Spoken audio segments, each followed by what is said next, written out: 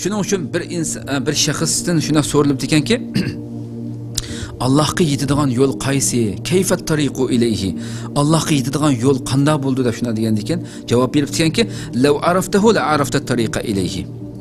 Agar desa Allohni tunigan bo'lsang, Allohni bilgan bo'lsang, uningga qanday yetib bordiganligini ham bilgan bo'larding deb javob bergan. Ajoyib inchik so'z bu qadrli qardoshlar. Nihoyat balog'atli aytilgan bir so'z. Agar bilgan bo'lsang Allohni, uningga qanday yetib berishni albatta bilgan bo'larding deb javob bergan ekan. Ha?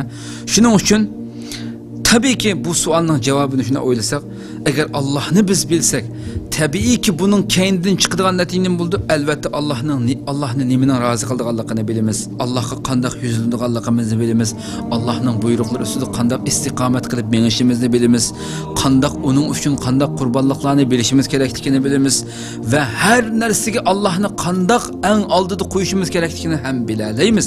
Shuning uchun Allohga yetadigan yo'l qaysi deb so'ralgan javobga agar bilgan bo'lsang, uning yetadigan yo'lni bilgan bo'larding deb javob berilgan.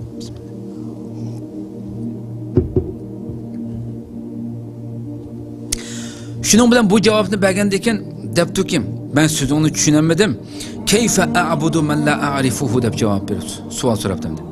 So'zingni tushunmadim. Qandaqsiga men o'zim tunimaydigan zotga men qanday ibodat qilaman deb shuna javob berdi. Men ibodat qiladigan tursam, men qandaqmi o'zim tunimaydigan zotga ibodat qilaman degandan keyin buningga javob berib debdi-ki, kayfa ta'si man ta'rifuhu. Unda sen tunuydigan zotga qanday osiylik qilsa deb shuna savol so'rabdi.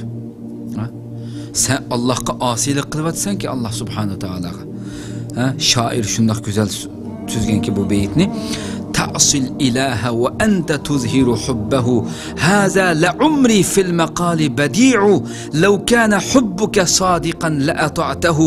Innel muhibbe limen yuhibbu yuti'u.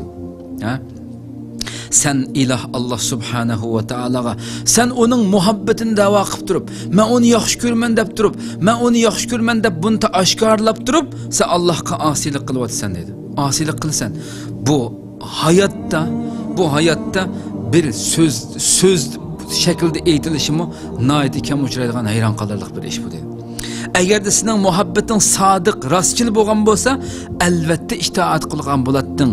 Chunki innal muhibba liman yuhibbu yuti'u.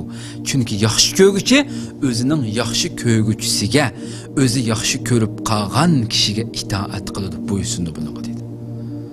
O'ylab boqayli. Buni o'ylab boqayli. Odatdagi bir shaxs bir qiz bolani yaxshi ko'rib qolsa, shu yaxshi ko'rib qolgan inson shuni rozi qilish uchun, shuni xo'sh qilish uchun qimligini qilmaydi qadrli qardoshlar. Agar sening muhabbating sodiq bo'lgan bo'lsa, albatta itoat qilgan bo'larding. Chunki yaxshi ko'rguchi, yaxshi ko'rguchisiga itoat qildi dedi.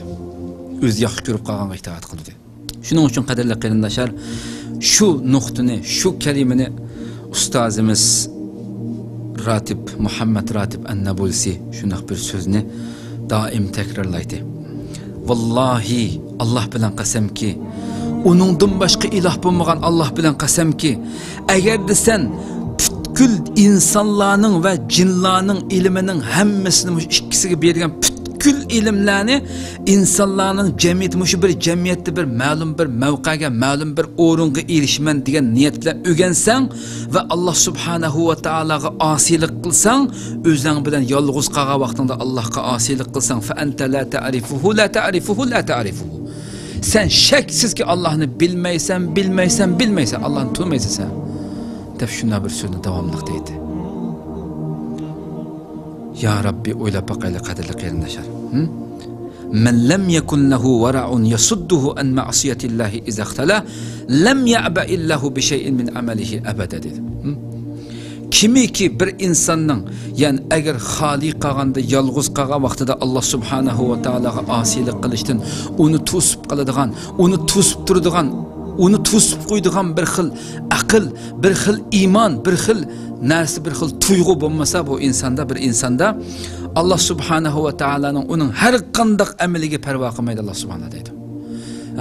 Bir insonni, bir mu'min agar Allah uni shu mu'minda xoliq qilgan vaqtida Alloh subhanahu va taolaga osilik qilishdan to'sib qoladigan iymon, to'sib qoladigan tuyg'u, bir kuch-quvvat bo'lmasa, bu insonda Allah u insonning boshqa butun amallariga parvo qilmaydi dedi. O'ylab boqayli. Shuning uchun gunohning kichikligiga aslo qaramagan.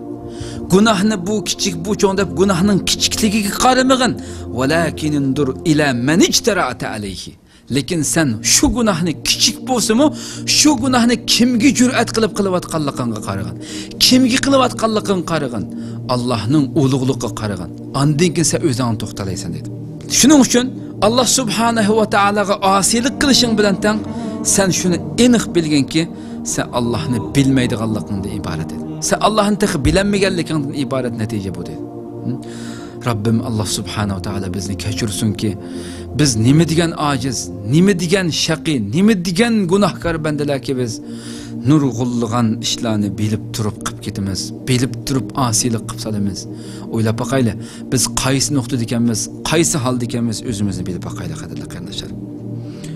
O'zimdan boshlab bütün qarindoshlar o'zini hisobga tortishi, Allohga tavba qilishi, Alloh subhanahu va taolaga yig'lab tavba qilishimiz kerak bo'lgan nuqtalar